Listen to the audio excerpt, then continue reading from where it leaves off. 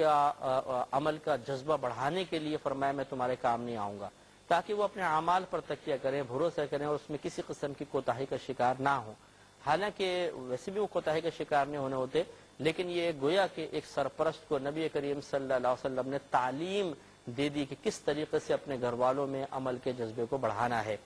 اور یہاں پر ایک حقیقت کا بیان ہے کہ نبی کریم صلی اللہ علیہ وسلم اپنے صحابی سے فرما رہے کہ 3 مقامات میں کسی ایک مقام پہ ضرور ہوں گا اور میں ضرور تمہاری شفاعت کروں گا۔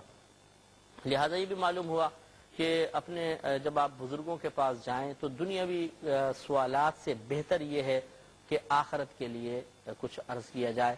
ہم لوگ پہنچتے ہیں، کوئی اگر پیر صاحب ہیں، کوئی شیخ ہیں، کوئی عالم ہیں، کوئی مفتی صاحب اگر گھر پر آ جائیں تو ہم سب سے پہلے اپنے دنیاوی معاملات کو حل کروانے کے چکر میں پڑ جاتے ہیں۔ وہ جی کوئی تعویذ لکھ دیں، بچے کو نوکری مل جائے، جی فلاں بیمار ہے وہ ٹھیک ہو جائے، گھر میں تنگ دستی ختم ہو جائے، جی برکت کے لیے دعا کیجیے گا، نیا کاروبار شروع کر رہے ہیں وغیرہ وغیرہ۔ یہ دعا کروانے میں بھی حرج نہیں ہے، لیکن جب ہم آخرت کے معاملات دیکھتے ہیں، وہاں کی ہولناکیاں، مصیبتیں، پریشانیاں یہاں کے حساب سے بہت زیادہ ہیں، ان کے لیے بالکل دعا نہیں کرواتے۔ آخر میں سوچتے ہیں کہ چلو آخر میں کروا لیں گے، جی بس دعا کیجیے گا اللہ تعالیٰ آخرت کو بھی بہتر فرما دے، وہ سب سے آخر میں ہوگا۔ پہلے پوری لسٹ جو ہے وہ دنیاوی نعمتوں کی، دنیاوی پریشانیوں کی ہوگی۔ یہ مناسب طریقہ نہیں ہے۔ صحابہ کرام کو آپ دیکھیے کہ نبی کریم صلی اللہ علیہ وسلم کے بارگاہ میں شفاعت کا سوال کیا۔ ان کے پیش نظر یقیناً یہی تھا کہ نبی کریم صلی اللہ علیہ وسلم سے آخرت کے بارے میں سوال کیا جائے کہ آپ کی زبان سے جب ہمارے لیے کوئی اچھا کلمہ نکل گیا تو وہ پتھر پر لکیر کی طرح ہے اور ہمیں انشاءاللہ آخرت میں ضرور نجات ملے گی۔ اگرچہ یہ تو صحابی تھے، قطعی جنتی تھے، اس کے باوجود ان کا جذبہ یہ ہے، تو ہم تو گناہگار لوگ ہیں۔ ہمیں چاہیے کہ جب کوئی مذہبی شخصیت، کوئی معظم دینی کے پاس بیٹھنے کا موقع ملے یا وہ گھر پہ تشریف لائیں تو سب سے پہلے اپنی آخرت کے بارے میں سوالات کریں، ایمان کی حفاظت کے لیے دعا کروائیں، جنت میں بلا حساب و کتاب داخلے کی دعا کروائیں، دنیا میں گناہوں سے بچنے کی اور برے لوگوں سے کی صحبت سے محفوظ رہنے کی دعائیں کروائیں، تاکہ ان کی برکت سے آدمی کی آخرت بہتر سے بہتر ہوتی چلی جائے۔ اس کے بعد ضمناً اگر چاہیں تو دنیاوی فائدوں کے لیے بھی دعا کروا لیں، حرج نہیں ہے، لیکن پہلے آخرت پھر دنیا ہونی چاہیے۔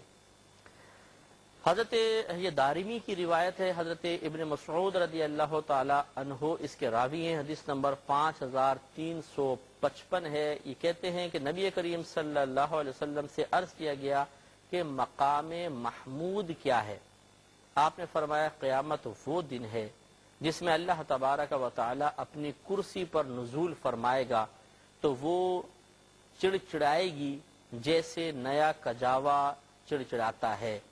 اسے آپ نئے صوفے پہ بیٹھیں یا کسی بھی تو چرچر چرچر کی آواز آتی ہے، تو یہ صرف سمجھانے کے لیے ہے، یہ متشابہات میں سے ہیں۔ اللہ تعالیٰ کا کرسی پہ جلوہ افروز ہونا یہ اس کی شان کے لائق ہے، ہم اس کیفیت کو ہم نہیں سمجھ سکتے ہیں، کیونکہ اللہ تعالیٰ جگہ سے پاک ہے، مکان سے پاک ہے، کرسی پر بیٹھنے سے پاک ہے، کیونکہ وہ جسم نہیں ہے، جسم آتا ہے کرسی کے اوپر۔ اب یہ نبی کریم بیان فرما رہے ہیں تو بہرحال ہم ظاہری الفاظ کو سنیں گے اور یہی کہیں گے کہ جیسا اللہ تعالیٰ کی شان کے لائق ہے وہ جلوہ افروز ہوگا۔ میں بہک سکوں یہ مجال۔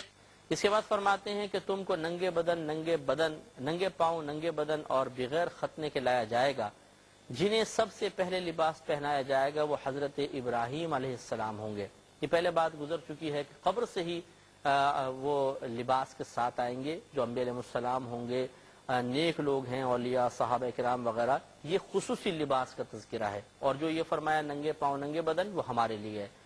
تو فرمایا کہ جنہیں سب سے پہلے پہنایا جائے گا وہ حضرت ابراہیم ہوں گے۔ اللہ تعالیٰ فرمائے گا کہ میرے خلیل کو پہنا، تو 2 قید لباس ان کو پہنائے جائیں گے۔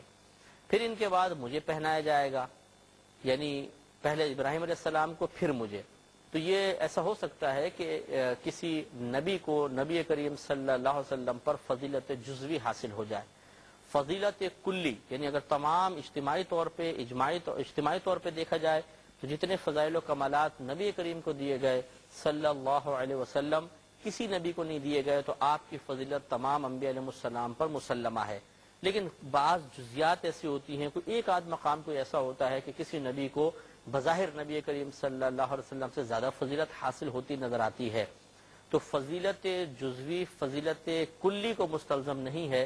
مطلب کہنے کا اس جملے کا مطلب یہ ہے کہ اگر کسی ایک مقام پر کسی نبی کو نبی کریم صلی اللہ علیہ وسلم سے زیادہ فوقیت حاصل ہوتی نظر آ رہی ہو تو اس کو بنیاد بنا کر ہم یہ نہیں کہہ سکتے کہ فلاں نبی نبی کریم سے افضل ہیں صلی اللہ علیہ وسلم، بلکہ نبی کریم صلی اللہ علیہ وسلم ہی افضل ہوں گے۔ یہ الگ بات ہے کہ اللہ تعالیٰ نے کسی کے اعزاز کا اہتمام اس طرح فرمایا۔ تو اللہ تعالیٰ فرمائے گا میرے خلیل کو پہناؤ، تو 2 سفید لباس ان کو پہنائے جائیں گے، پھر سرکار فرماتے ہیں ان کے بعد مجھے پہنایا جائے گا، پھر اللہ تبارک و پھر میں، سرکار فرماتے ہیں مقام محمود کی وضاحت کر رہے ہیں کہ پھر میں اللہ تعالیٰ کے دائیں طرف اس طرح کھڑا ہوں گا کہ مجھ پر اگلے اور پچھلے رشک کریں گے۔ اب اللہ تعالیٰ کا دایاں بایاں یہ تو مطلب متصور ہی نہیں ہے، یہ سمجھانے کے لیے ہے کہ میں اللہ کے قریب ہوں گا اور ایک ایسا مقام ہوگا، بلند مقام پہ مجھے کھڑا کر دیا جائے گا، اور وہ اس مقام پہ فقط ایک ہی شخص کھڑا ہوگا اور وہ ہمارے نبی محترم صلی اللہ علیہ وسلم ہیں۔ اگلے پچھلے سب آپ پر رشک کریں گے، حیرت ماو حیرت ہو کر دیکھ رہے ہوں گے کہ آج جو درجہ قرب نبی کریم صلی اللہ علیہ وسلم کو حاصل ہوا وہ کسی بھی نبی کو، کسی بھی اور شخص کو حاصل نہیں ہے۔ نبی کریم صلی اللہ علیہ وسلم حضرت مغیرہ بن شعبہ رضی اللہ تعالیٰ عنہ اس کے راوی ہیں، ترمذی کی روایت ہے، حدیث نمبر 5356۔ رحمت کونین صلی اللہ علیہ وسلم فرماتے ہیں کہ مومنین کی پل صراط پر یہ علامت ہوگی کہ وہ کہہ رہے ہوں گے یا ربی سلم سلم، اے ہمارے رب، اے میرے رب، سلم سلامتی فرما، سلامتی فرما۔ اس سے سب حدیثوں پر آپ غور و تفکر کریں کہ آخرت کے احوال بیان ہو رہے ہیں کہ آخرت ہے، ضرور ہے، ایسا نہیں ہے کہ آخری ہچکی لی دنیا میں اور سارا قصہ تمام ہو گیا، نہیں، ہمارے نزدیک یہ آخری ہچکی اصل میں ایک بہت بڑی زندگی کی بنیاد ہے، ابتدا ہے، اس کے بعد پھر کبھی موت نہیں۔ تو حقیقی زندگی تو بعد کی ہے، یہ اگر زندگی ہے بھی تو ختم ہونے والی ہے، وہ زندگی کبھی ختم ہونے والی نہیں ہے۔ ابن ماجہ، ترمذی، ابو داؤد کی روایت ہے، حضرت انس رضی اللہ تعالیٰ عنہ اس کے راوی ہیں، 5357 نمبر حدیث پاک ہے۔ یہ کہتے ہیں کہ نبی کریم صلی اللہ علیہ وسلم نے ارشاد فرمایا کہ میری شفاعت میری امت کے کبیرہ گناہ والوں کے لیے ہے۔ تو بروز قیامت سرکار شفاعت فرمائیں گے، اور اس روایت کے مطابق کبیرہ گناہ جن لوگوں نے کیے ہیں ان کی بھی سید عالم صلی اللہ علیہ وسلم شفاعت فرمائیں گے۔ اس سے معلوم ہوا کہ اگر گناہ ہو بھی جائیں انسان کو چاہیے کہ توبہ کرے، لیکن اللہ تعالیٰ کی بارگاہ سے کبھی مایوس نہ ہو۔ یہ حدیثیں بتا رہی ہیں کہ بروز قیامت اللہ تعالیٰ کا دریا رحمت بڑا جوش میں ہوگا، اس کے حبیب کریم صلی اللہ علیہ وسلم شفاعت فرما دیں گے، یا اللہ تعالیٰ خود اپنے کرم سے داخل جنت فرمائے گا۔ ترمذی کی روایت ہے، حدیث نمبر 5359 ہے، حضرت عبداللہ رضی اللہ تعالی عنہ بیان کرتے ہیں کہ میں نے نبی کریم صلی اللہ علیہ وسلم کو یہ فرماتے ہوئے سنا کہ میری امت کے ایک آدمی کی شفاعت سے قبیلہ بنو تمیم سے زیادہ لوگ جنت میں جائیں گے۔ یہ قبیلے کے بڑے افراد تھے، تو نبی کریم صلی اللہ علیہ وسلم بیان فرما رہے ہیں کہ ایک شخص کی شفاعت سے اس قبیلے سے بڑے لوگ شفاعت پائیں گے۔ اس سے معلوم ہوا کہ بروز قیامت بہت سے لوگوں کو شفاعت کا اختیار ہوگا، اور ان کی سفارش پر، ان کی شفاعت پر اللہ تعالیٰ ہمیں داخل جنت فرمائے گا۔ لہذا دنیا میں بھی ہمیں چاہیے کہ ایسے لوگوں کی تلاش کریں کہ جو بروز قیامت ہمارے شفیع بن سکتے ہوں۔